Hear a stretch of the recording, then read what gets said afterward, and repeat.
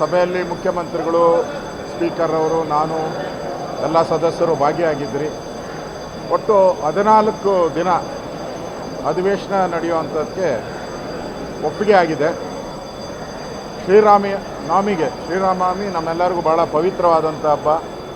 ಅದರಲ್ಲೂ ನಮಗಂತೂ ವಿಶೇಷವಾದಂಥ ಹಬ್ಬ ಶ್ರೀರಾಮನವಮಿ. ಅದಕ್ಕೋಸ್ಕರ ಶ್ರೀರಾಮನವಮಿ ದಿನ ಸದನ ಬೇಡ ಅನ್ನೋ ಮಾತನ್ನು ಚರ್ಚೆ ಆಯಿತು. ಅದಕ್ಕೆ ಒಪ್ಪಿಗೆಯನ್ನು ಕೊಟ್ಟಿದ್ದಾರೆ.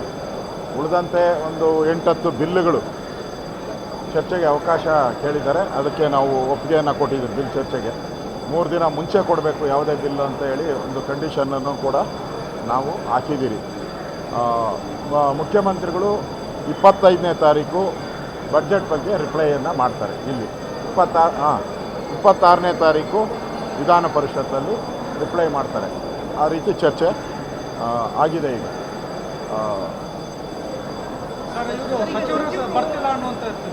ಈಗಾಗಲೇ ಅದ್ರ ಬಗ್ಗೆ ನಾವು ಹೇಳಿದಿರಿ. ಯಾವ್ಯಾವ ಸಚಿವರು ಪ್ರಶ್ನೆ ಬರುತ್ತೋ ಅವರೇ ಉತ್ತರ ಕೊಡಬೇಕು. ಏನಾದರೂ ವಿಶೇಷ ಸಂದರ್ಭ ಇದ್ದರೆ ಅವ್ರೇನ ಮೇಲ್ಮನೆಯಲ್ಲಿ ಆ ಥರದ್ದೇನೋ ಇದ್ದರೆ ಮೈ ಹುಷಾರಿಲ್ಲೇ ಕೊಡಲಿ. ಇಲ್ಲಾಂದರೆ ಕೆಲವು ಸಚಿವರಂತೂ 2 ಅಧಿವೇಶನದಿಂದನೇ ಪತ್ತನೇ ಇಲ್ಲ.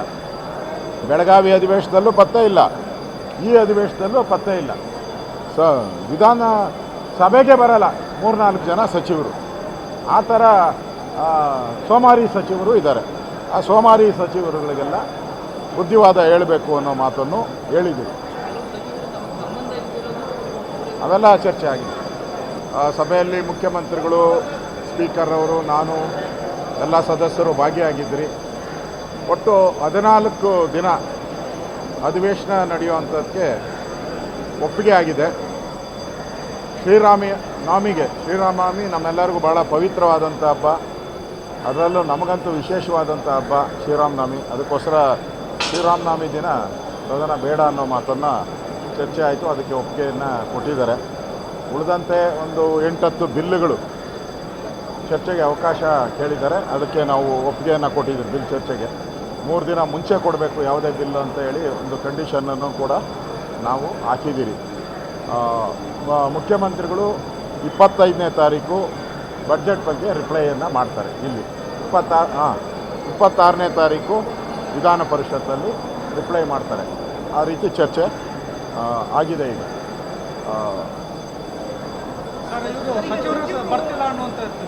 ಈಗಾಗಲೇ ಅದ್ರ ಬಗ್ಗೆ ನಾವು ಹೇಳಿದಿರಿ. ಯಾವ್ಯಾವ ಸಚಿವರು ಪ್ರಶ್ನೆ ಬರುತ್ತೋ ಅವರೇ ಉತ್ತರ ಕೊಡಬೇಕು. ಏನಾದರೂ ವಿಶೇಷ ಸಂದರ್ಭ ಇದ್ದರೆ ಅವ್ರೇನ ಮೇಲ್ಮನೆಯಲ್ಲಿ ಆ ಥರದ್ದೇನೋ ಇದ್ದರೆ ಮೈ ಹುಷಾರಿಲ್ಲೇ ಕೊಡಲಿ. ಇಲ್ಲಾಂದರೆ ಕೆಲವು ಸಚಿವರಂತೂ 2 ಅಧಿವೇಶನದಿಂದನೇ ಪತ್ತನೇ ಇಲ್ಲ. ಬೆಳಗಾವಿ ಅಧಿವೇಶನದಲ್ಲೂ ಪತ್ತೆ ಇಲ್ಲ, ಈ ಅಧಿವೇಶನದಲ್ಲೂ ಪತ್ತೆ ಇಲ್ಲ. ವಿಧಾನ ಸಭೆಗೆ ಬರಲ್ಲ 3-4 ಜನ ಸಚಿವರು. ಆ ಥರ ಸೋಮಾರಿ ಸಚಿವರು ಇದ್ದಾರೆ. ಆ ಸೋಮಾರಿ ಸಚಿವರುಗಳಿಗೆಲ್ಲ ಬುದ್ಧಿವಾದ ಹೇಳಬೇಕು ಅನ್ನೋ ಮಾತನ್ನು ಹೇಳಿದರು. ಅವೆಲ್ಲ ಚರ್ಚೆ ಆಗಿದೆ.